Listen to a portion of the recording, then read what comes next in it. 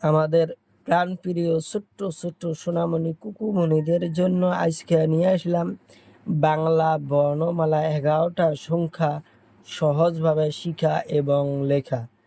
তার সাথে কিছু জীবজন্তুর নাম, কিছু পাখির নাম, কিছু ফলের নাম। তার সাথে জানবো আমরা কিছু রং জানা জরুরি। এখানে আছে হলুদ রং, এখানে আছে নীলা রং, এখানে আছে পাতা রং, এখানে আছে কালা রং, এখানে আছে গোলাপি রং।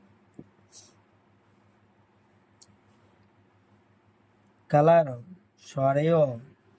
সরেয়তে অজগর, অজগর সাপ খুব বড়। অজগর সাপ দেখি ছোট বড় সবাই ভয় পায়। অজগর সাপ মানুষকেও গিলে ফেলায়। সরিয়াতে আলু, সরিয়াতে আলু, আলু আমাদের প্রিয় সবজি। আলু আমাদের প্রিয় সবজি। আলু আমরা সব সময় খাই। আলু খাইতে আমরা ভালোবাসি। হাস্যইতে ইটা, ইটা কাদামাটি তৈরি। ইটা কাদামাটি তৈরি। ইটা দেখতে খুব সুন্দর লাগে। দীর্ঘইতে ঈগল পাখি, ঈগল পাখি খুব চালাক। ঈগল পাখি খুব চালাক, দেখতে খুব সুন্দর। ঈগল পাখি খুব চালাক। কমলা রং,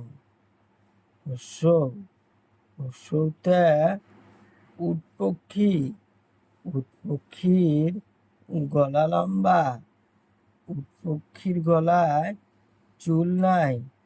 উট পক্ষী দেখতে খুব সুন্দর লাগে। দীর্ঘতে উনসুতার বহুত রং আছে। উনসুতা দিয়ে আমরা বহুত কিছু কাম করি।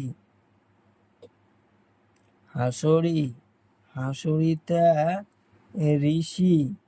ঋষি দেবতা গাছের তলায় বসে থাকে, সব সময় ধ্যানে থাকে।